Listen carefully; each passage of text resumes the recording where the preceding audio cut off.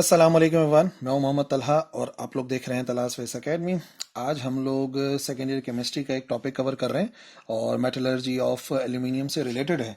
आज का जो लेक्चर है बेसिकली जो डिफरेंट ओर्स हैं एल्यूमिनियम के उनके बारे में बात करेंगे, उनकी अकेरेंस के बारे में बात करेंगे कि कहाँ कहाँ पाए जाते हैं, specially in Pakistan. So start करते हैं with little bit of introduction to aluminium. देखो, एल्यूमिनियम जिसे हम AL से शो करते हैं, ये जो है वो सारा का सारा पाया जाता है हमारा ये जो 16 किलोमीटर या 10 माइल्स हैं अर्थ क्रस्ट के। अर्थ क्रस्ट जो है ना, ये वाला हिस्सा है बिल्कुल ऊपरी हिस्सा, यानी कि अगर आप अर्थ को देखोगे तो जो उसका सबसे ऊपर वाला हिस्सा है जहां पर हम अभी हैं, उससे थोड़ा सा नीचे जाके 0 से 70 किलोमीटर तक क्रस्ट होता है और अर्थ क्रस्ट के अंदर एल्यूमिनियम जो है वो पाया जाता है।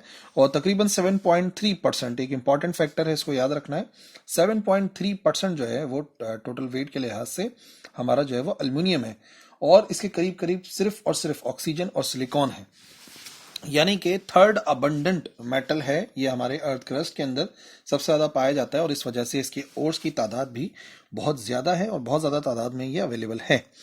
अगर हम एल्यूमिनियम की बात करें तो जो वर्ड है एल्यूमिनियम, इसे एक लैटिन वर्ड से ड्राइव किया गया है, एल्यूमेन।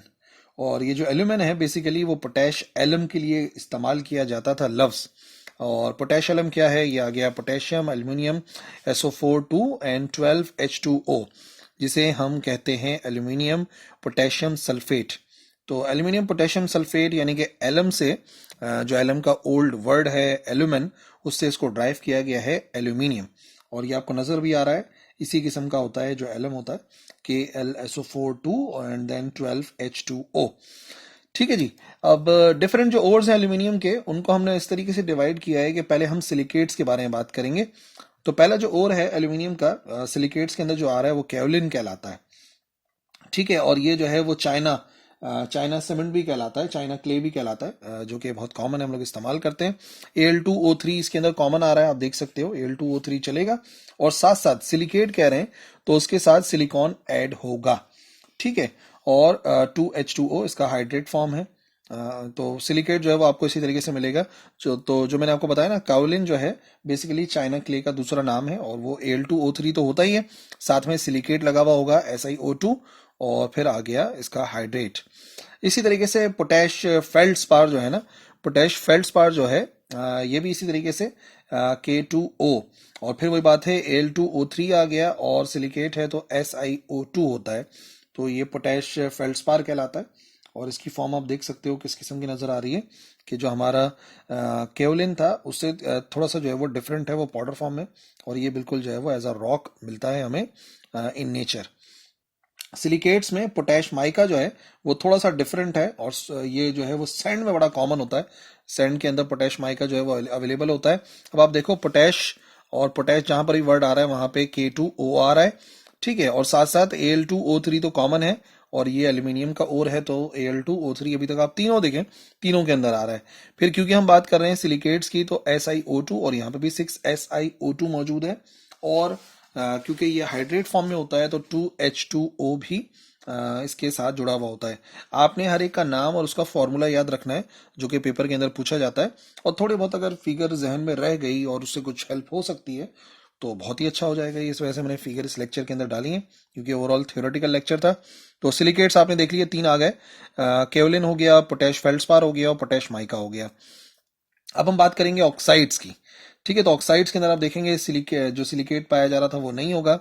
तो सबसे पहले हमें मिलेगा बॉक्साइट Al2O3 और NH2O। डिफरेंट N वैल्यूज हो सकती हैं, डिपेंड करता है इसकी कितना हाइड्रेट है, ये कितना पानी से भरा हुआ है। तो बॉक्साइट Al2O3 ये पहला ऑक्साइड है एल्यूमिनियम का। इसके बाद गिप्सीसाइट जो है वो भी Al2O3 है, और उसमें पक्का है कि वहां पर जो है वो 3H2O होते हैं, तो वो बिल्कुल पक्का हो जाएगा। अगर N होगा तो बॉक्साइट होगा, और अगर वाटर कंटेंट कंफर्म है 3H2O है तो उसको गिब्साइट कहते हैं। ठीक है, जो कि गिब्स से निकला है, गिब्साइट। ठीक है, उसके बाद डाइस्पोर, डाइस्पोर भी जो है Al2O3 है। देख ले आप, ये जो है ना फॉर्मूला कॉमन चला आ रहा है, Al2O3 Al2O3 Al2O3। और अगर वाटर जो है वो 3 टाइम्स है तो वो गिब्बिसाइट होगा, और डाइस्पोर जो है उसमें सिर्फ H2O होता है, और बॉक्साइट में जो है वो डिफरेंट वैल्यूज आ सकती हैं। तो इसी वजह से हम लिख देते हैं NH2O। तो ओवरऑल जो मेन ऑक्साइड है वो बॉक्साइट ही होता है और उसी के बारे में हम लोग डिस्कस भी करेंगे फर्दर अभी लेक्चर में।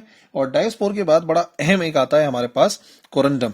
कोरंडम जो है Al2O3 होता है, सिंपल, यानी समझ लो ये उसका एनहाइड्रस फॉर्म है। सिर्फ अगर हम हाइड्रेट हटा दें, इसमें से वाटर मॉलिक्यूल हटा दें, तो नतीजे में कोरंडम बन जाता है। तो मोस्ट इंपॉर्टेंट अभी जिनके बारे में हमें डिस्कस भी करना है वो बॉक्साइड और कोरंडम है।